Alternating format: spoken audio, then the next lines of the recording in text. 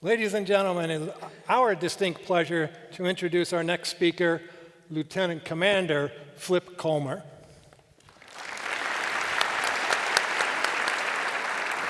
Thank you very much. Thank you.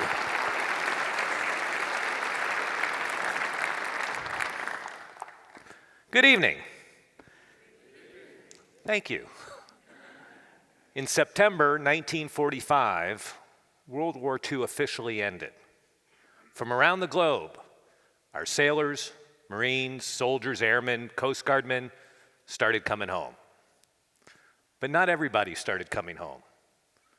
In all of America's conflicts and wars, there are almost 88,000 missing in action. 77,000 alone from World War II. From every theater, from every continent, from every ocean. So for those MIAs and their families, in essence, World War II hasn't ended. As you can probably tell from the picture behind me, World War II is not my war. I never went to war. I was a peacetime sailor only. My entire time in the Navy, I either was learning to fly off and on and around aircraft carriers, out at sea flying on and off or around aircraft carriers, or teaching student pilots how to fly on or off or around aircraft carriers. I never dropped a bomb or shot a bullet in anger, and best of my knowledge, nobody ever shot at me. And although I spent your tax dollars with reckless abandon out there, thank you. The only danger I ever faced, totally self-induced, and the only injuries I ever sustained were to my ego and to my pride. So I did that for 10 years.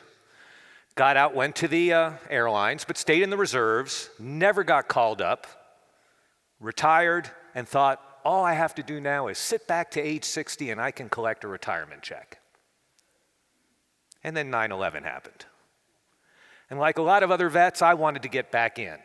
So an acquaintance of mine from my Navy days was the admiral who owned that part of the Pentagon that got hit. I called Timbo up and I said, Timbo, I am ready to come back on active duty. He laughed way too hard.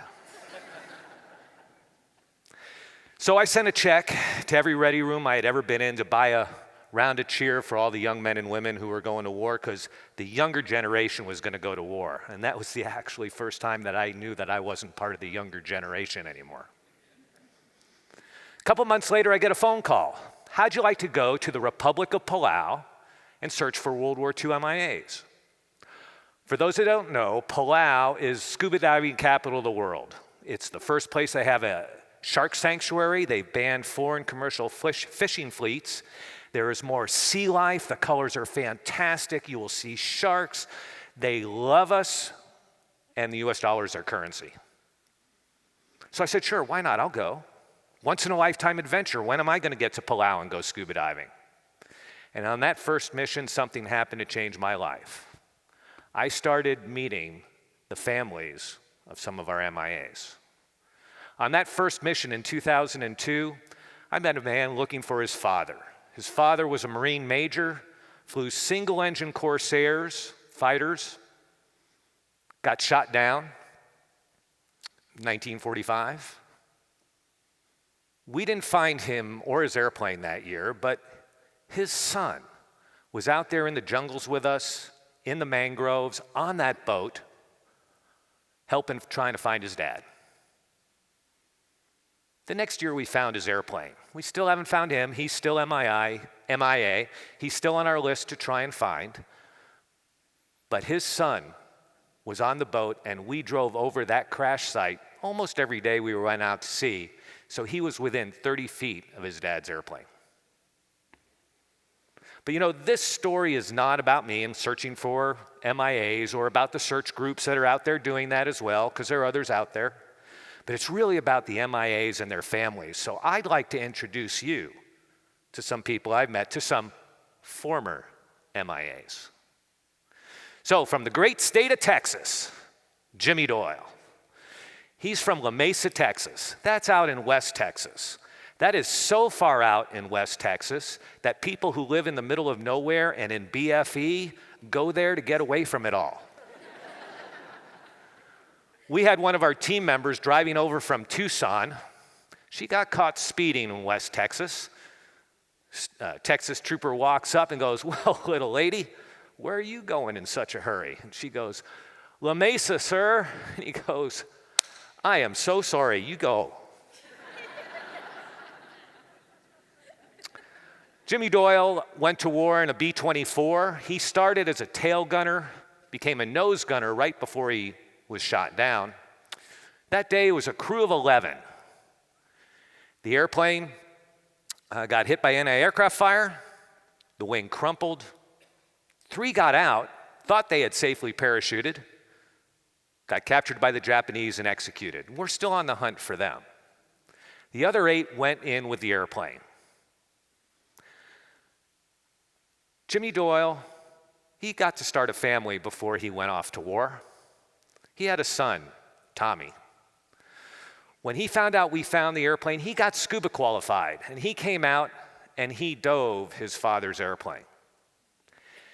He was pretty interested because he thought at the time that his dad's position was back in the tail. He had actually been moved to the nose, but he went back to the tail, and he scuba dived there mostly. And as Tommy likes to say in his story, he had a little conversation with his father. He didn't know it till the recovery process happened, but his father had been moved to the nose, and when he was scuba diving around there, he was actually within a foot or 2 of his dad. Well, Jimmy obviously knew his son. Tommy didn't know his dad, no recollections. But Tommy has a family of his own. And so Jimmy's son, as you can see, is a modern day photo. Jimmy's son had Casey as his son, Jimmy's grandson, active duty Marine major, who got to escort his grandfather home from the Central Identification Lab in Hawaii back to La Mesa, Texas. And Ethan, Jimmy's great-grandson, doesn't really know the stories yet, but he will. And when he has a family, Jimmy's great-great-grandchildren will know the story of the sacrifices that were made by this family from the war. But let's bring it a little closer to home. From Findlay, Can I use that word in this auditorium? From Findlay, Ohio. Oh, there's a brave person back there. From Findlay, Ohio, Ora Scharninghaus. Ora didn't have time for a family before he went off to war. He went off to war in a TBM Avenger, crew of 3, carrier airplane, torpedo bomber. They were doing a mission over Palau. Got hit by anti-aircraft fire, the wing crumpled. The pilot got out, thought he had safely parachuted out, captured by the Japanese, executed. Still looking for him.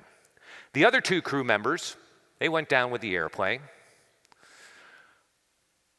Ora had siblings, no children of his own, but when we were at the funeral, there were nieces and nephews and cousins, as many as there are stars in the sky. One of his siblings still alive, Joan. Joan got to see her brother come home. There she is on the ramp in Detroit, seeing her brother come back. The headstone in this little cemetery out in the middle of the cornfields. There's no gate on this cemetery because there's no fence on this cemetery. It's so far out in the cornfield. It says, MIA, somewhere in the Pacific. Well, Ora's lost no more. Let's bring it closer to home still. From St. Joseph, Michigan, Albert Uncle Bud Rybarczyk was the other crew member in that TBM Avenger that went in with Ora. He went to war. He also didn't start a family. But he had siblings, and there were nephews and nieces and cousins, more than there were stars in the sky that came out for that funeral back in December. I did leave out, Ora came back just this past May. And so one of his siblings is still alive. Sister Marianne, literally Sister Marianne, Catholic nun teaching in math in the same classroom for 60 years, got to see her brother come home to St. Joseph, Michigan. I get asked two questions frequently. Do we get paid to do this? And why do you do it? Well, let's take the first one. Do we get paid? And the answer is yes, we do. But not the way you probably think. Happens in a funeral home, maybe at the church, certainly at the gravesite. But a family member will come up and say, thank you. May not be a direct relative, could be distant, knows the stories only. But thank you. And that's gold. So why do we do it? First off, it's to honor the sacrifices that everyone has made before us so that we could have the freedoms we enjoy today. To try and make some closure for the families who have a whole empty place at the dinner table. But also to tell the warriors and their families today that we won't forget the sacrifices they're making for us right now. But that's preaching to the choir. You all wouldn't be here supporting Fisher House tonight if you didn't get that we're not going to forget our warriors and their families today. So thanks for coming out. Thanks for letting me share. Thanks for supporting Fisher House. You are supporting Fisher House, right? And one last thing, the best thing we can do to show our thanks to all the generations that have come before us, tomorrow, go out and vote. Thank you.